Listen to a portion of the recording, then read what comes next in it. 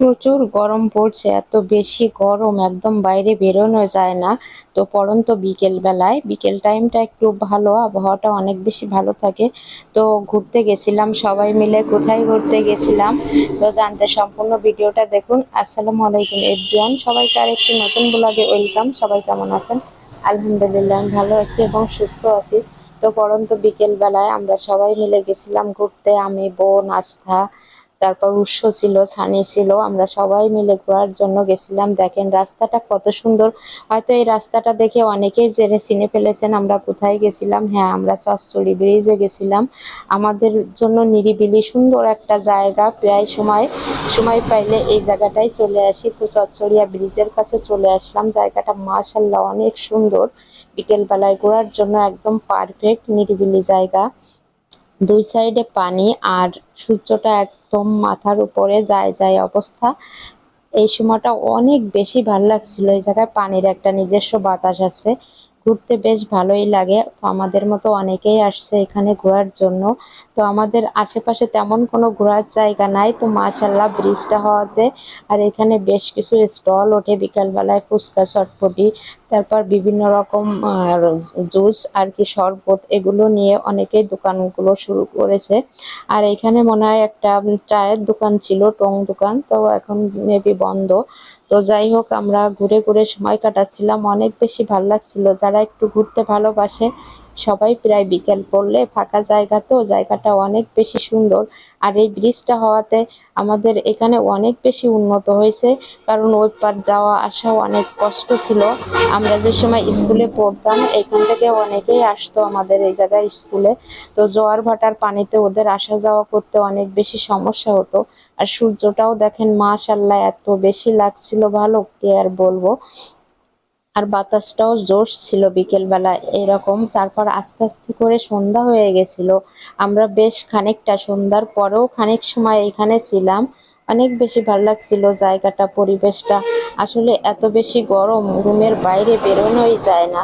তো মাঝে মাঝে একটু বাইরে বেরোতে হয়। এই যে আস্থা বাইরে যাওয়ার জন্য কেমন করে। তো যাই হোক, ওকে নিয়ে আমরা একটু এখানে আসলাম। আমার মা সূর্যটা ধরার জন্য মানে ট্রাই করছে আর কি, ছবি তোলার জন্য পোজ দিচ্ছে। ও অনেক কিউট সুইট আমার মা। সবাই তো জানেন, আজ থেকে প্রায় কম বেশি সবাই চেনেন। তো বেশ ভালোই লাগছিল সবাই মিলে বেরিয়ে এই জায়গায়। এখান থেকে একটু খাওয়া দাওয়া করলাম। অনেক বেশি ঠান্ডা ড্রিঙ্কস টিঙ্কস ছিল এখানে, শরবত ওরা বিক্রি করছিল। খুব ভালো পরিবেশ, চারিদিকে একদম নিরিবিলি। অনেকেই আসছে যারা একদম খাস পর্দায় থাকে ওইরকম মা বোনেরাও অনেক আসছিল, হুজুর লেভেলের লোকজন। আসলে ঘুরতে সবাই পছন্দ করে। তো ওষুধ ডিএসএলআর নিয়ে আসছিল, ও সবার পিক উঠাই দিচ্ছিল। খুব ভালো লাগছিল, খুব সুন্দর একটা মানে জাঁকজমক পরিবেশ ছিল এখানে। তো আমরা ঘুরে ঘুরে সময় কাটাচ্ছিলাম। অনেক অনেক ধন্যবাদ, এই ব্রিজটা হওয়াতে অনেকের অনেক উপকার হয়েছে।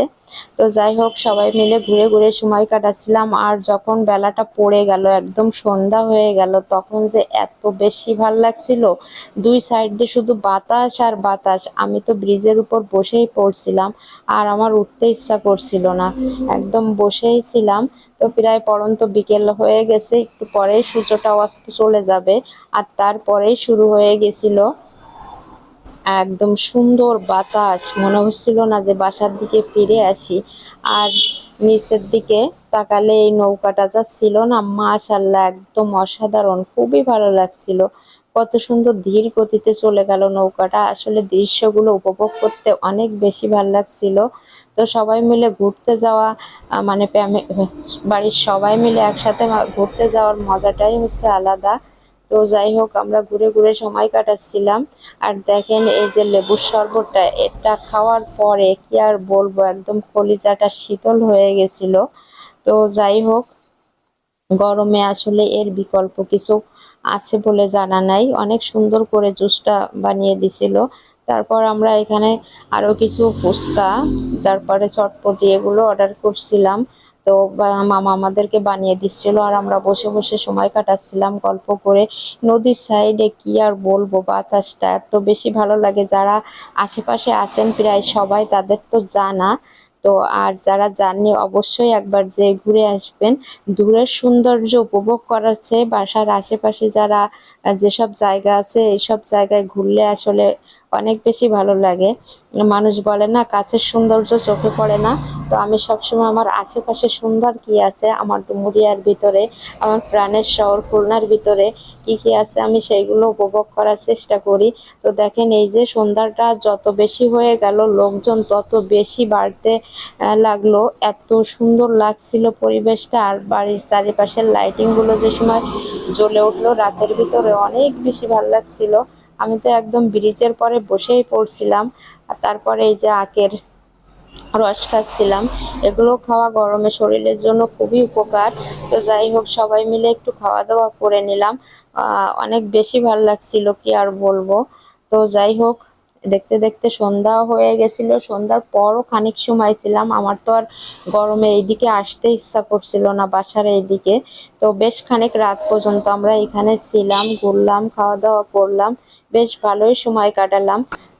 বাড়ির পাশেই এত সুন্দর জায়গা, যারা গেছেন তারা তো জানেন, আর যারা যাননি তারা অবশ্যই একবার এই চচ্চড়িয়া ব্রিজের থেকে ঘুরে আসবেন।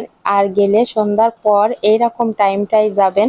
তো এতক্ষণ ধরে আমার বক বক ভিডিওটা দেখার জন্য সবাইকে অসংখ্য অসংখ্য ধন্যবাদ। সবাই ভালো থাকবেন, সুস্থ থাকবেন, আমাদের জন্য দোয়া করবেন। আমিও প্রত্যেকের জন্য দোয়া করি। আল্লাহ হাফেজ।